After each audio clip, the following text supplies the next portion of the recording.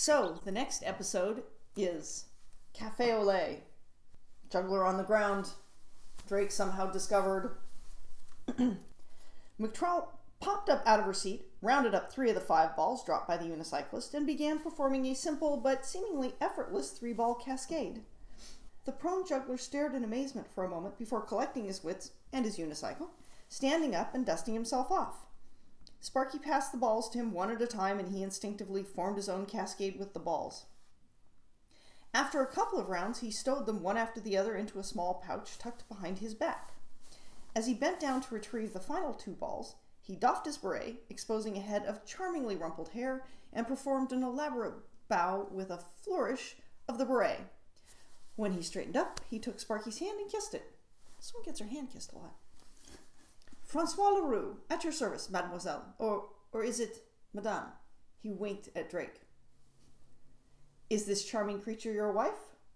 There was an extended, awkward moment during which Drake and McTrowell exchanged conflicted glances. No, we are friends, acquaintances, colleagues," he pondered. "Having breakfast." "And where did you find this amazing woman?" "An inventor's symposium." Sparky opened her mouth to correct him, and then cocked her head to fix him with a quizzical look of assessment. They were going to have an interesting conversation about this later. Drake continued, "This is..." Just before he could say the word doctor, McTrowell interrupted him. "Miss Serena Llewellyn. Pleased to make your acquaintance, Monsieur Leroux." It was Drake's turn to fix his companion with a quizzical look. Had she made up this name on the spot? How had she known about Llewellyn? And what a peculiar first name to choose. They were going to have an interesting conversation about this later. McTrowell continued, "And how is it that the esteemed Chief Inspector of Scotland Yard is acquainted with such a gifted jongleur in Paris?" To which Leroux sputtered, "Chief Inspector of Scotland Yard?" Drake gave Leroux a very fierce look that suggested the answer to McTrowell's question or further inquiry about Drake's current employment might cost Leroux his life. Leroux demonstrated that he was a skilled manipulator of both small objects and conversation. "Mademoiselle, such a question can only be answered over cassoulet and a bottle of Bordeaux. Meet me at 7 this evening at chez la Mère Catherine in Montmartre. I imagine you are the sort of woman who knows her way around Paris? Ooh. And I don't think Drake would dare let you come alone, so I will see both of you this evening." He winked rakishly at Drake, kissed McTrowell's hand again, hopped back up on the unicycle, and rode away, extracting his juggling balls from his pouch and starting a cascade as he went. Drake and McTrowell stood staring at each other over the table with the cooling café au lait for a full 2 minutes, neither daring to be the first to speak. Drake blinked first. "How did you know my middle name was Llewellyn?" "Are you having a jest at my expense? Surely you know that Llewellyn is my mother's last name and my middle name." "Your middle name is Llewellyn?" "Isn't that what I just said?" "And your mother's last name is Llewellyn?" "Is there an echo in this cafe? Yes, that's what I just said." But your last name is McTrowell and you are not married." "Chief Inspector Drake, I took you for an intelligent man. Yes, my mother's last name is Llewellyn. My middle name is Llewellyn. My last name is McTrowell. I'm not married, and before you ask, yes, my given name is Serena." She was red in the face when she finished.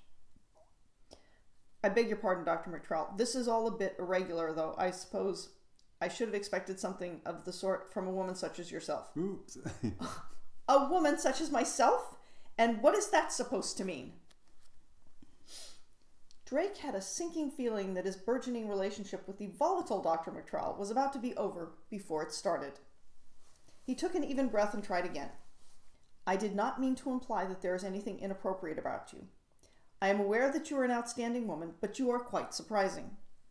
If you would be so kind, please explain how you came to have a different surname than your mother." "I'm not much in the habit of explaining about my past. Is your middle name also truly Llewellyn?" "Yes, on my honor as a gentleman." "Very well. My father was a charming but dissipated gambler. Apparently I get my skill at mathematics from him. Sadly, his recklessness exceeded his mathematical skills, so he lost more than he won, and what he didn't lose he drank, according to my mother. He abandoned my mother when he found out she was pregnant with me. He drank himself to death shortly after I was born. I never knew the man, not that I consider that a loss. I don't know why she named me after him, when she could have just named me Llewellyn and claimed my father died, but there it is. Are you satisfied? Yes, thank you. And the first name? That's a story for another day. I believe you owe me an explanation about your own middle name. I suppose that would be a fair exchange. Might we finish our breakfast?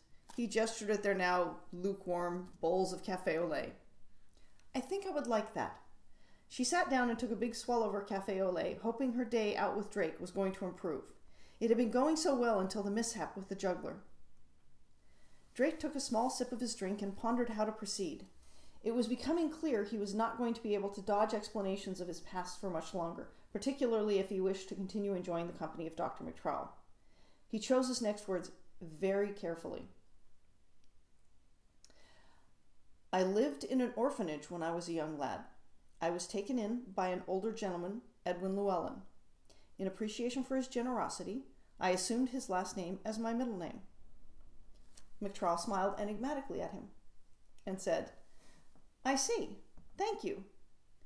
While answering her question directly, he had opened up an entire barrel of questions to which she was quite certain she would not be getting answers anytime soon.